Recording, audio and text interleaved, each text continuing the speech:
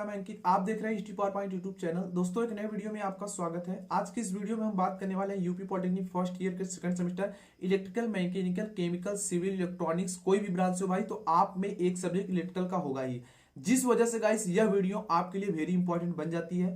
दोस्तों, आज की इस वीडियो में बात करने वाला हूं, सबसे पहले मैं आज का जो पार्ट वीडियो को मैं बता दूं, पार्ट 31 यानी 31 पार्ट है, 31वां लेक्चर है। और आज की जो वीडियो है बहुत इंपॉर्टेंट है। आज की ही नहीं, इसके पहले हुए आए दो जो वीडियोस है वो बहुत इंपॉर्टेंट है गाइस। मैं ऐसा क्यों कर रहा हूं? क्योंकि पिछले दो वीडियोस में मैंने pure resistive AC circuit and pure inductive capacitive circuit के बारे में बताया है, ठीक है। लेकिन आज की इस वीडियो में प्योर कैपेसिटिव एसी सर्किट के बारे में बताएंगे। हिंदी में बोले तो शुद्ध संधारित्र एसी सर्किट के बारे में बताने वाले हैं, जिस कारण से, जिस वजह से गाइस यह वीडियो बहुत इंपॉर्टेंट हो जाती है, ठीक है। वीडियो अंत तक देखोगे तभी, पूरी स्किप करके हमारी गारंटी वारंटी सब खत्म हो जाएगी, इसका ध्यान रहे आपको, ठीक है।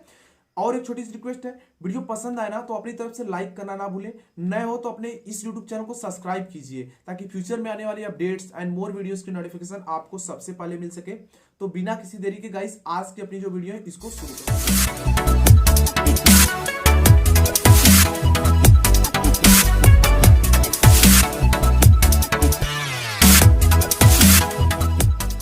सो गाइस, हम आ चुके हैं कॉपी पे। आज के वीडियो लेक्चर की अगर हम बात करें तो आज का हमारा जो वीडियो लेक्चर होने वाला 31, जी हाँ 31वां पार्ट होने वाला है।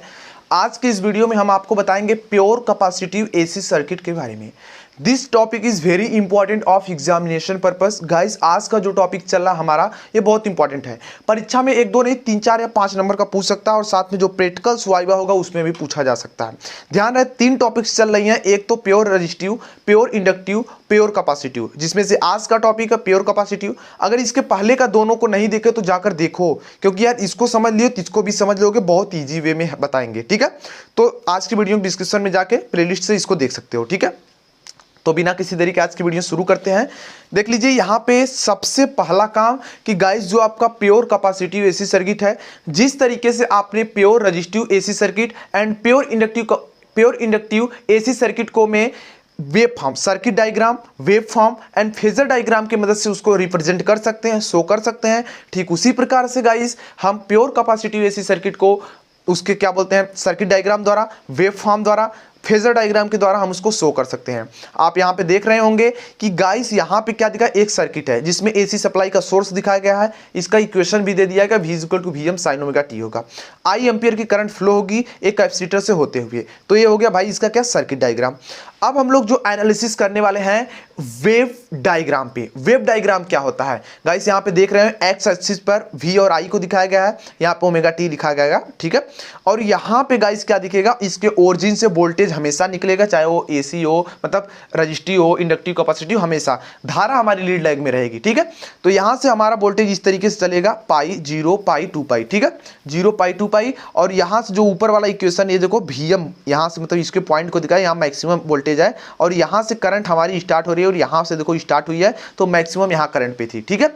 तो गाइस यहाँ पे क्या हो जाएगा, इस तरीके से करंट देख लो, और इसके मध्य से ही गुजारना है, क्योंकि यहाँ पे 90 डिग्री लीडिंग होती है। इसका आपको ध्यान रहे, नहीं कि यहीं से ऐसे गुजार दे, नहीं, इस दोनों के बीच से गुजारना होगा, ठीक है। फिर यहां पर भी आके इसको देखो थोड़ा बीच से लग रहा है, मतलब यहां पे जब जाएगा ऐसे कर्व ना, तो यहां बीच में जाएगा। तो जो पहला इक्वेशन होगा वो V = Vm sin omega t हो जाएगा। एंड दूसरा इक्वेशन जो होगा guys, I = Im sin omega t plus π/2, ठीक है, मतलब 90 डिग्री लीडिंग की बात की जा रही है। फेजर डायग्राम को हम लोग एनालिसिस करते हैं तो यहाँ पे वोल्टेज आपका स्थिर है, करंट आपकी 90 डिग्री लीड करती है। इन केस कैपेसिटर, अगर प्योर कैपेसिटर के केस में, तो I = 1, देखो ध्यान देना, याद कर लेना, V/, में, ठीक है। यहाँ पे क्या लिखा गया, V शायद लिखा गया, मैं एक बार देख के कंफर्म कर देता हूँ, ठीक है। यहाँ पे हाँ सही है, बिल्कुल सही है। यहाँ V/, में 1/ω/c लिखा गया है, ये इसका इक्वेशन होगा, क्योंकि यहाँ 1/ω/c है, एक रेजिस्टेंस की बात करता है, काम करता है कैपेसिटर सर्किट्स में, ठीक है। अब गाइस इतना तो समझ लिए, तो इसके बारे में कैसे लिखना है, कैसे गाइस इसके बारे में पूरा लिखोगे, इसके बारे में अब आप समझ लीजिए। एक शुद्ध संधारित्री परिपथ में केवल धारिता का गुण होता है, एक शुद्ध संधारित्री परिपथ में केवल कैपेसिटेंस का गुण होता है, तथा प्रतिरोध एवं प्रेरकत्व का गुण जो होता है, मतलब रेजिस्टेंस एंड इंडक्टेंस का गुण उसमें नहीं होता है, ओनली कैपेसिटेंस का गुण होता है, प्रॉपर्टीज होती है। चित्र में एक संधारित्र, उपरोक्त चित्र जो आपको दिख रहा है, चित्र में एक संधारित्र जिसकी धारिता C फैराड है, चित्र जो संधारित्र है जिसकी धारिता C फैराड है, एक प्रत्यावर्ती वोल्टेज से जोड़ा गया है। ठीक है, एक प्रत्यावर्ती क्या गया है, वोल्टेज से मतलब एसी सप्लाई से जोड़ा गया है, जिसका तात्क्षणिक मान V equal to Vm sine omega T है, इक्वेशन 1 हो जाएगा। ठीक है, V equal to Vm sine omega T, equation 1 हो जाएगा। अब गाइस यहाँ पे देखिए, इक्वेशन को याद कर लीजिए क्योंकि सब में सेम था। वहां पे गाइस हम दूसरे तरीके से किए थे, लेकिन यहाँ कैपेसिटर है तो वहां पे हमने जो बात की थी मैं बता दूं आपको किसकी मदद से हमने किया था।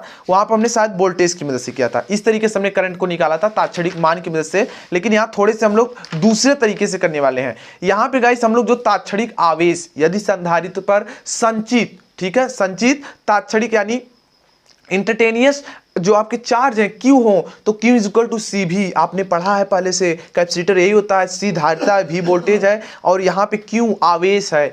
अगर गाइस परिपथ में जो हमारी सर्किट्स है उसमें क्या कौन सी जो हमारी प्रवाहित करंट है, फ्लो होने वाली करंट है, उसका जो तात्क्षणिक मान है, इंस्टेंटेनियस वैल्यू है, वो I is equal to dt मतलब Q, जो dQ अपॉन dt मतलब जो Q का हमने क्या किया, अवकलन कर दिया, डेरिवेटिव कर दिया।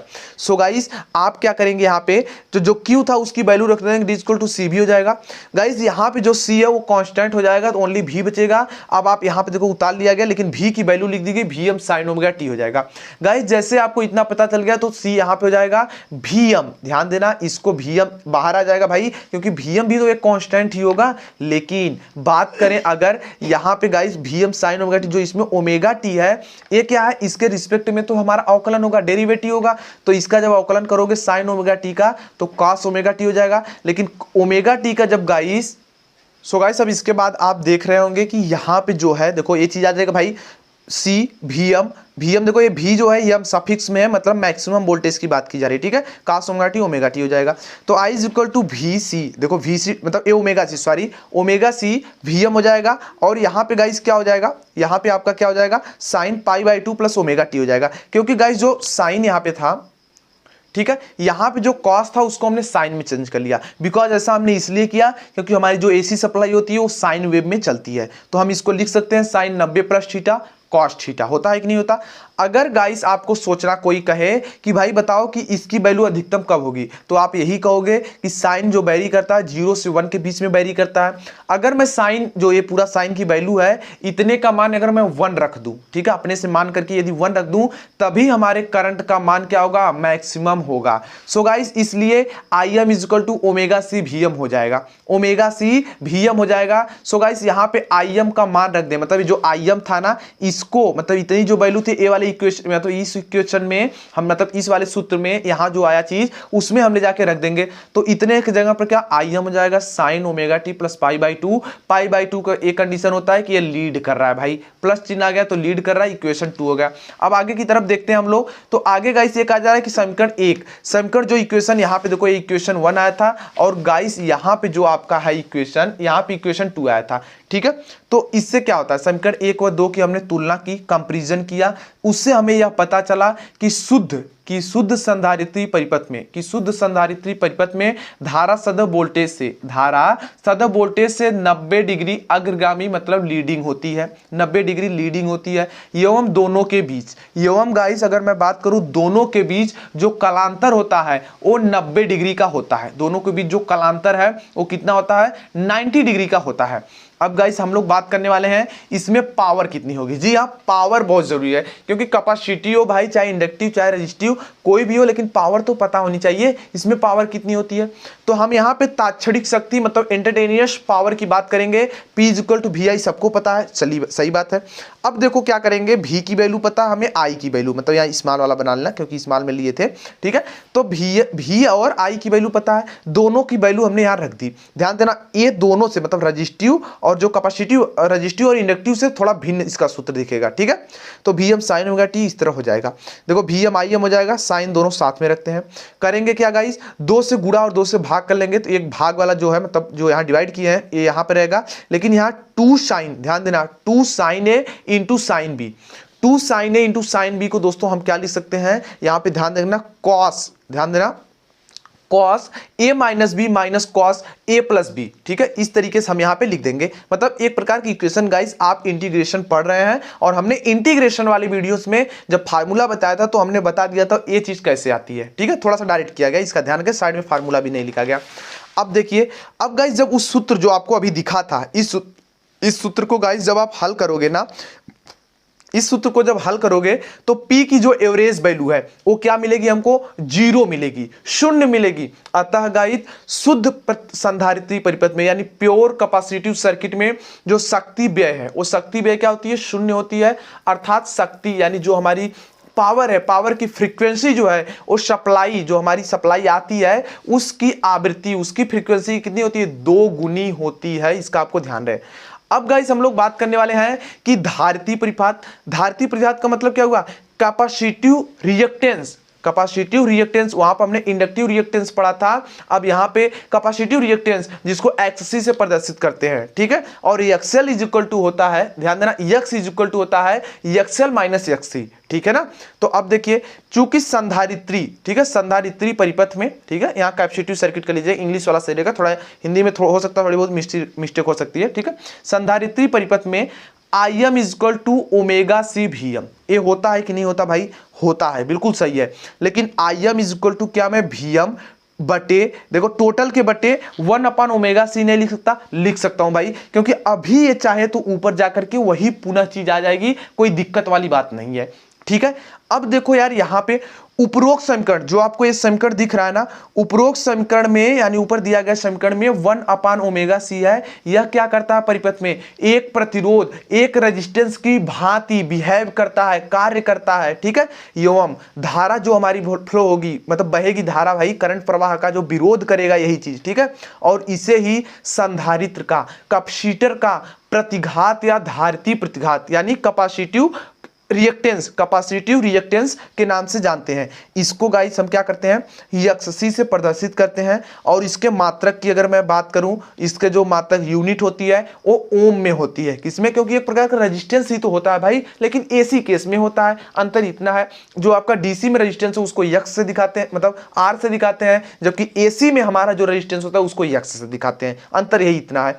तो गाइस हम एक्ससी इज इक्वल टू 1/ओमेगा सी जो है 1/ओमेगा सी लिख सकते हैं कि नहीं लिख सकते हैं? बिल्कुल लिख सकते हैं, क्योंकि एक प्रकार का रेजिस्टेंस है लेकिन एसी में है। ठीक है, एसी सर्किट में है, तो ओम मात्रक आ जाएगा, इसका यूनिट हो जाएगी। सो गाइस, जिस तरीके से हमें पता है कि omega is equal to 2πf होता है, आप पहले से भी पढ़ चुके हैं, आपने फिजिक्स पढ़ा, उसमें जब आपका सिंपल हार्मोनिक मोशन आया था तो वहां पे हमने इस टाइप के फार्मूले को डिराइव किया था। तो वहां हमने ओमेगा को देखा था, ओमेगा 2πf होता है, 2πn होता है। तो ठीक है, n जो आपका होता है कोई दिक्कत नहीं, वो फ्रीक्वेंसी ही होती है। ठीक है, तो इस तरीके से 2πf फ्रीक्वेंसी है और आपका एसी है। ठीक है, तो ये x is equal to 1/2πfc हो जाएगा, ओमेगा मतलब ओम। ठीक है, ओमेगा नहीं ओम इसका आपका मात्रक हो जाएगा।